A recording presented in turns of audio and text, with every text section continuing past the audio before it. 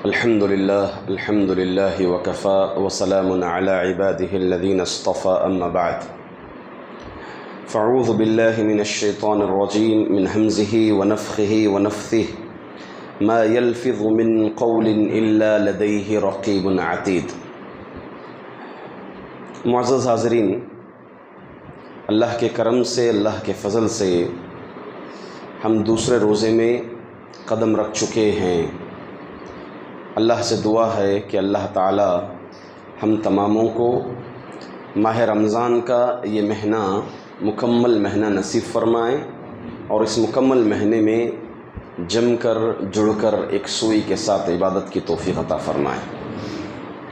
حاضرین، انشاءاللہ بعد نماز فجر اس رمضان میں آپ لوگوں کے سامنے دعا کے مسائل رکھے جائیں گے، اور خصوصاً یہ موضوعات آپ لوگوں کے سامنے رکھنے کا مقصد یہ ہے کہ رمضان اور دعا کا بہت گہرا تعلق ہے۔ اللہ رب العزت جن لوگوں کی دعا رد نہیں کرتے اس میں سے ایک وہ آدمی جو روزے دار ہو۔ روزے دار جب اللہ تعالیٰ سے دعا کرتا ہے تو اللہ تعالیٰ اس کی دعا کو رد نہیں کرتے بلکہ اس دعا کو قبول کرتے ہیں، اور دعا کی قبولیت کا سبب بھی ہے۔ اور دوسری بات یہ ہے کہ اللہ رب العزت اس ماہ رمضان میں صبح و شام ایک آدمی کو اللہ تعالیٰ جہنم سے آزاد کرتے ہیں۔ تو اسی مناسبت کے تحت ذکر کے مسائل، دعاؤں کے مسائل آپ لوگوں کے سامنے رکھنے کی کوشش کی جائے گی۔ ہمیشہ ایک بندے کو اپنی زبان کی حفاظت کرنا چاہیے۔ اللہ تعالیٰ قرآن کریم میں فرماتے ہیں سورہ قاف کے اندر، ما یلفظ من قول الا لدیہ رقیب عتید۔ بندہ زبان سے جو بھی قول ادا کرتا ہے مگر اس کے پاس ایک نگران ہوتا ہے جو اس کی ہر بات ریکارڈ ہوتی ہے، اس کی ہر بات محفوظ ہوتی ہے۔ تو اس ناحیے سے ہمیں زبان کھولنے سے پہلے، کوئی گفتگو کرنے سے پہلے اپنی زبان کی حفاظت کرنی چاہیے۔ اپنی زبان کو صرف اور صرف صحیح کلمات کے استعمال کے لیے استعمال کرنا چاہیے۔ بری چیزوں کے لیے، بری باتوں کے لیے، فضولیات کے لیے اپنی زبان کو روکنا چاہیے۔ اللہ کے رسول صلی اللہ علیہ وسلم نے فرمایا، من کان یؤمن باللہ والیوم الآخر فلیقل خیرا او لیصمت۔ جو اللہ اور آخرت کے دن پر کامل ایمان رکھنا چاہتا ہے یا تو وہ اچھی بات کہیں یا پھر کیا کریں، خاموش رہیں۔ بات کرے تو فائدہ مند بات کرے یا پھر جو ہے خاموش رہے۔ اس کے یا تو دنیا کا فائدہ ہو اس بات میں، یا اس کا اخروی فائدہ ہو، یا آگے مومنوں کے لیے فائدہ ہو، ورنہ اس کے لیے بہتر یہ ہے کہ وہ خاموش رہے۔ ایک اور مقام پر نبی اکرم صلی اللہ علیہ وسلم نے فرمایا، من سلم المسلمون من لسانہ ویدہ۔ اور کامل مسلمان وہ ہے جس کی زبان اور جس کے ہاتھ سے دیگر مسلمان محفوظ ہو جائے، اس کی زبان سے محفوظ ہو اور اس کے ہاتھ سے بھی محفوظ ہو۔ تو یہاں بھی شریعت مطہرہ زبان کو روکے رکھنے کی ہمیں تلقین کی ہے۔ اللہ کے رسول صلی اللہ علیہ وسلم ایک حدیث میں فرماتے ہیں، بڑی پیاری حدیث ہے، ان العبد لیتکلم بالکلمۃ لا یلقی لها بالا یرفعہ اللہ بها درجات۔ ایک بندہ زبان سے ایک کلمہ ادا کرتا ہے اور اس کلمے کو اتنی اہمیت نہیں دیتا، مگر اللہ تعالیٰ کے نزدیک وہ کلمہ اتنا قیمتی ہوتا ہے کہ اللہ تعالیٰ صرف اس کلمے کے ذریعے سے اس کے درجات بلند کر دیتا ہے۔ بندے کا زبان سے ایک ایسا کلمہ جس کو اتنی ویلیو نہیں دیتا، بندہ کہہ دیتا ہے، مگر اللہ کے نزدیک اس کلمے کی ویلیو، قدر اتنی ہوتی ہے کہ اللہ تعالیٰ صرف اس ایک کلمے کے ذریعے سے اس کے درجات بلند کر دیتے ہیں۔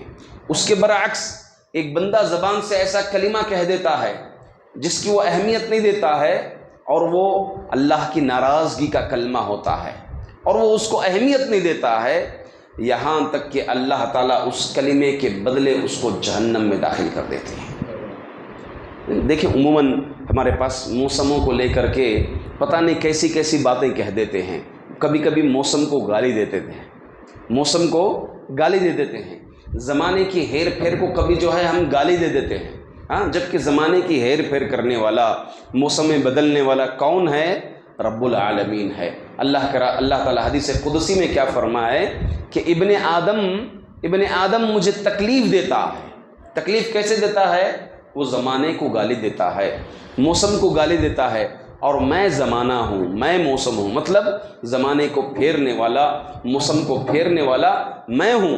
گویا موسم کو گالی دینا، زمانے کو گالی دینا، نعوذ باللہ اللہ تعالیٰ کو اذیت پہنچانے کے برابر ہے، جس کی ایک مثال میں جو ہے آپ کے سامنے دیا۔ اسی لیے اللہ کے رسول صلی اللہ علیہ وسلم فرماتے ہیں کہ جو کوئی مجھے ان دو جبڑوں کی ضمانت، دو جبڑوں کے درمیان والے عضو پارٹ کی ضمانت دے دے، اور اسی طرح دو پیروں کے درمیان کے پارٹ کی ضمانت دے دے، میں اس کو جنت کی ضمانت دوں گا۔ تو دو جبڑوں کے درمیان کیا چیز ہے؟ زبان ہوتی ہے۔ اسی لیے ہم اپنی زبان کی بے حد حفاظت کریں۔ اللہ کے رسول صلی اللہ علیہ وسلم، ایک صحابی آ کر کے پوچھا کہ اللہ کے رسول، اسلام کے احکامات بہت ہیں، اسلام کی خوبیاں بہت ہیں، ہر چیز میں ماشاء اللہ العزیز فائدہ ہی فائدہ ہے، خیر ہی خیر ہے، مجھے کچھ ایک چھوٹی سمپل شارٹ ایک ایسی نصیحت کیجئے جس سے میں پورے اسلام پر باقاعدہ طور پر عمل پیرا ہو جاؤں۔ تو اللہ کے رسول صلی اللہ علیہ وسلم کچھ کلمے کہے، فرمائے لا یزال لسانک رطبا من ذکر اللہ، اپنی زبان کو اللہ کے ذکر سے بھیگی رکھ، تر رکھ۔ اللہ اکبر، اتنی ہی بات، اپنی زبان کو اللہ کے ذکر سے تر رکھ، بھیگی رکھ، یعنی تیری زبان سے اگر ادا ہو، اللہ راضی ہو تیری اس زبان سے، تیری زبان سے ادا ہونے والا ہر کلمہ، ہر لفظ سے اللہ رب العزت کیا ہو؟ راضی ہو۔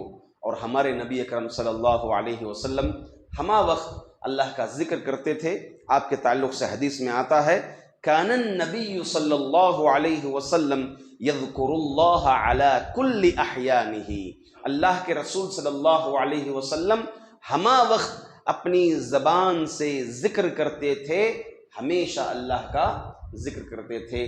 قرآن کریم بھی یہی کہتا ہے وَاذْكُرْ رَبَّكَ كَثِيرًا، محمد صلی اللہ علیہ وسلم کو حکم دیتے ہو کہ تو اپنے رب کا ذکر کثرت سے کر، وَلَذِكْرُ اللَّهِ أَكْبَرُ، اللہ کا ذکر بہت بڑی چیز ہے۔ تو میرے کیف، ایک مومن کو اپنی زبان کی حفاظت کرنا چاہیے، اور اپنی زبان کو اللہ کے ذکر سے گیلی رکھنا چاہیے، تر رکھنا چاہیے، اور اللہ کے رسول صلی اللہ علیہ وسلم بھی اپنی زبان کو تر رکھا کرتے تھے اللہ کے ذکر سے۔ اپنی زبان سے کوئی ایسا کلمہ، ایسی بیکار کی بات کبھی نہ نکالیں۔ خصوصاً رمضان میں ہمیں یہی اصول دیا گیا۔ کیا اصول دیا گیا بھائی؟ گالی گلوچ، چغل خوری، لڑائی جھگڑے سے بچنا چاہیے، کیونکہ اللہ تعالیٰ کو تمہارے پیاس اور تمہارے کھانے سے رکنے کا یہ بھوک، اس کی ضرورت نہیں اگر تم ان چیزوں سے نہیں رکتے ہیں تو۔ اسی لیے ایک اصول دیا، اگر تمہیں کوئی گالی دے، برا کلمہ کہے، کیا کہنا ہے اس کو؟ بھائی میں روزے سے ہوں، بھائی میں روزے سے ہوں۔ خواہ جو ہے خصوصی طور پر رمضان میں گویا یہ ایک ٹریننگ ہے ہماری، اپنی زبان کو محفوظ کر کے، اللہ کے ذکر میں لگا کر کے اپنی زبان کی حفاظت کر لیں، اور اس زبان کو ٹرین کر لیں اس سلسلے میں کہ یہ ہمیشہ اللہ کی راہ میں رہے۔ اللہ تعالیٰ سے دعا ہے کہ اللہ تعالیٰ ہم تماموں کو اپنی زبان پر قابو پانے کی توفیق عطا فرمائے، اور ہمیشہ اللہ کا ذکر کرنے کی توفیق عطا فرمائے، ہمارے روزوں کو قبول فرمائے، رمضان میں آنے والی مشقتوں کو اللہ تعالیٰ دور فرمائے، اور بآسانی سے اس رمضان کو گزارنے کی توفیق عطا فرمائے۔ آمین۔ بارک اللہ فیکم۔